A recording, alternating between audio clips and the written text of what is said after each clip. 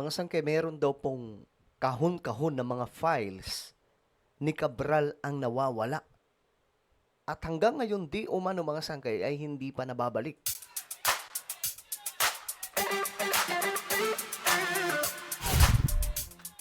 Okay, yun po mga sangkay, may malaki po tayong balita ngayon na mayroon daw pong kahon-kahon na mga files ni Cabral ang hindi na po makita.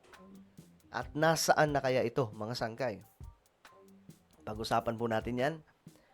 Bago tayo magtuloy-tuloy, no? Bago natin simulan ito, sa mga hindi pa po dyan nakakapag-subscribe, dating gawi, meron po tayong gagawin ngayon. Makikita nyo po yung subscribe button sa baba ng video na to. I-click nyo po yan, mga sangkay. Click nyo po yung subscribe. I-click nyo po yung bell at i-click nyo po yung all. Alright? Nagawa nyo na ba, mga sangkay? Sa mga nanonood naman po sa Facebook, i-follow nyo po yung ating Facebook page. Okay? Ngayon kasi, ito ang balita, mga sangkay. Tingnan po natin.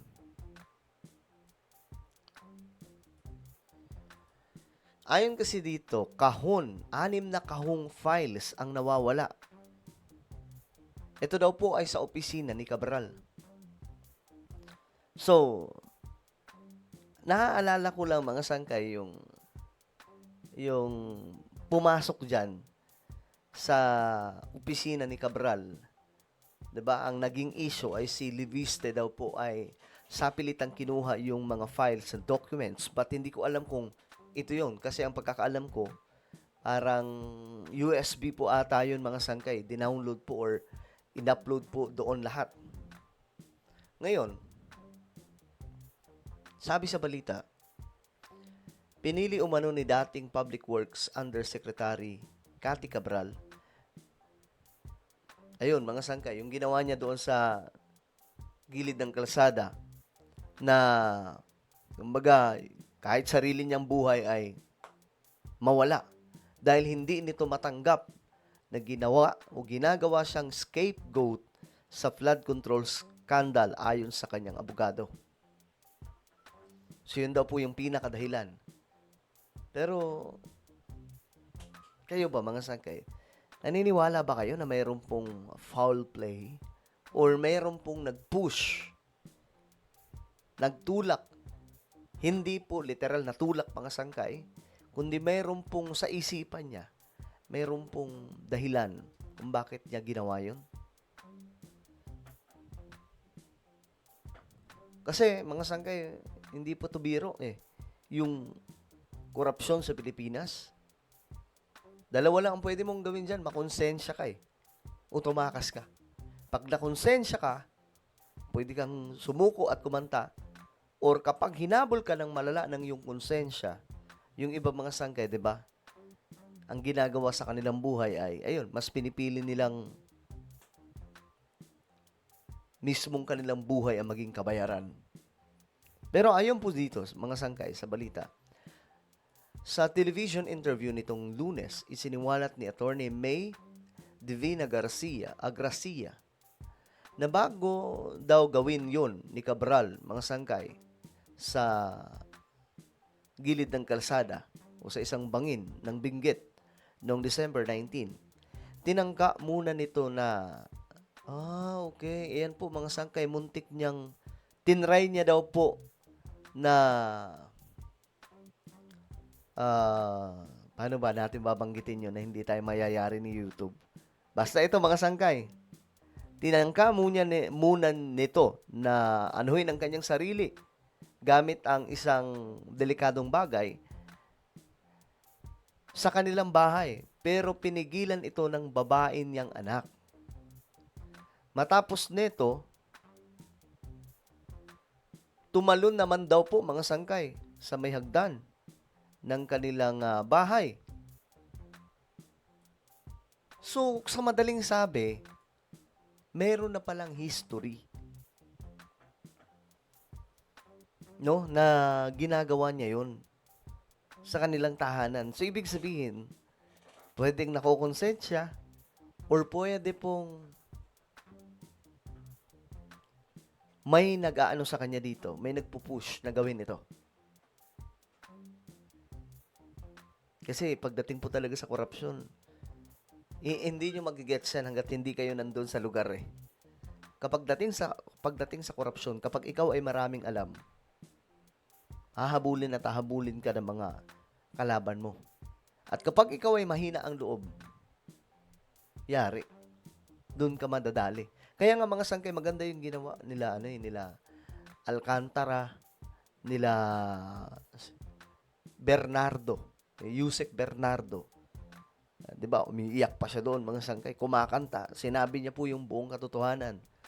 Pati nga po si Cabral, nabanggit niya po doon na siyang may alam ng lahat. 'Di ba? Maganda yung ginawa nila kasi at least yung kanilang sarili ay tinorn over po talaga nila sa pamahalaan para po magsiwalat ng kung anong katotohanan. Kasi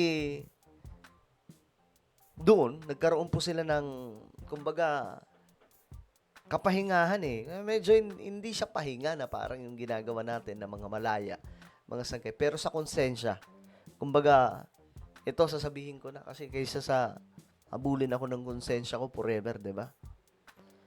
Nagsimula ang lahat ng idawit siya ni dating Undersecretary Roberto Bernardo sa issue ng allocable funds sa Department of Public Works and Highways. Ang allocable funds ay katumbas ngayon ng pork barrel fund na ipinagbabawal ng Supreme Court. Sabi ng kanyang abogado, I think this was about the hearing sometime or just days after the hearing. Former Undersecretary Bernardo implicated her. Wika ng kanyang abogado. Yun po yun mga sangkay, yung isiniwalat po ni dating Undersecretary Bernardo na kung mayroong nakakaalam ng kabuuhan ng mga listahan mga sangkay, si Cabral, which is totoo naman. Diba? Totoo. Hindi po nagsinungaling doon si Bernardo, si Yusek Bernardo, kasi nga po, may list talaga. Kahit nga po, di ba? Kaya nga po itong si Leviste, di ba? Naggangangak-ngak kung kailan wala na po si Cabral. Kasi nga, totoong may listahan. Hindi po nagsinungaling doon si Undersecretary Bernardo. Yun po yung honest na alam niya, na isiniwalat niya. Hindi po siya nagsabi doon na parang chismis lang. Iyon po talaga, ito totoo. Pinapatunayan. Mismo si Leviste, di ba? Sabi may hawak po siya ng files. Pero hindi na po natin alam kung gaano katotoo yung files na hawak niya mula kay Cabral. Kasi nga po, wala na po si Cabral. Ayon sa abogado, labis na ikinasama ng loob ni Cabral ang summary dismissal sa kanya sa DPWH kahit 40 na taon, 40 years itong nagtrabaho sa ahensya. Dahil dito, nawala ang kanyang retirement pay. She felt that she was being used as a scapegoat for the men or the individuals who are really culpable or responsible for this flood control mess. Hindi din mga sangkay. 'Di ba? Hindi din eh. Kasi dapat ang ginawa nga niya humarap siya nung itinuro siya At saka bukod doon mga sangkay, hindi pa po siya ganun katindi na napapatawag. Hindi tulad dito sila Bernardo mga sangkay na talagang all out na, andun na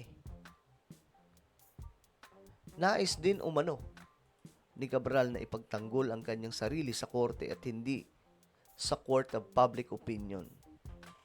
Okay? Dismayado umano si Cabral dahil parang pinalalabas na siya ang mastermind sa flood control scam. Gayon ang opisina nito ay nakapokus lamang sa planning ng proyekto. Dali, hindi yun ang basa natin mga sangkay. Hindi po siya ang mastermind. Malabo po yung sinasabi dito Kasi, tama yung sinasabi niya, siya po yung nasa planning. Yun ang sinasabi ni Roberto Bernardo 'Di ba? Sabi niya, ang nagpaplano ng lahat, ang may listahan ng lahat, si Cabral. Which is totoo. Kaya ang tingin ko dito mga sangkay, meron pong something na dahilan kung bakit ginawa niya yun doon sa Benguet. Meron po talagang alam siya na ayaw na niyang mabisto pa ng karamihan. Isiniwalat din ng abogado ni Cabral na mayroong 6 na kahong na files sa tanggapan ni Cabral ang nawawala at hindi pa ito na ibabalik. Ayan na, sa bahay ng namayapa. Grabe, no? Yun ang mga sangkay, yun ang matindi na kumbaga isiniwalat ngayon na may mga kahon-kahon. 6, no? 6 na kahon daw po ito mga sangkay na nawawala. Anong mayroon sa mga kahon na yun? At sino ang kumuha? Sa madaling sabi, itong si Roberto Bernardo, si Undersecretary Roberto Bernardo, nagsasabi po siya ng totoo. Na kay Cabral ang susi ng lahat ng katotohanan ito. Kaya nga lang, mga sangkay, wala, mas pinili po niyang manahimik forever eh. 'Di ba? I'm not sure, sabi ng abogado niya. Well, we don't have it in our position. The family don't know where they are, so we don't know where it's stashed at the moment. It's not in there, sabi po dito. Well, the last time we spoke, they looked for it in their house. It's not there. So, asan yun ngayon? Yung kahon-kahon na mga dokumento, mga files, mga sangkay. So, ganyan po kalalim ang involvement ni Cabral, mga sangkay, sa flood control na ito. Kaya nga lang, ang nakakalungkot, mas pinili po niyang manahimik forever. Diba? Mas pinili po niyang manahimik forever. Well, ano po ang inyong opinion, mga sangkay, tungkol po dito? May nawawala daw po mga files. Comment down below. Meron po tayong YouTube channel. Ito po yung Sangkay Revelation. Hanapin nyo po ito ngayon sa YouTube. Kapag nakita nyo na, i-click nyo po yung subscribe, click ang bell, at i-click nyo po yung all. Ako na po ay magpapaalam. Mag-iingat po lahat. God bless everyone.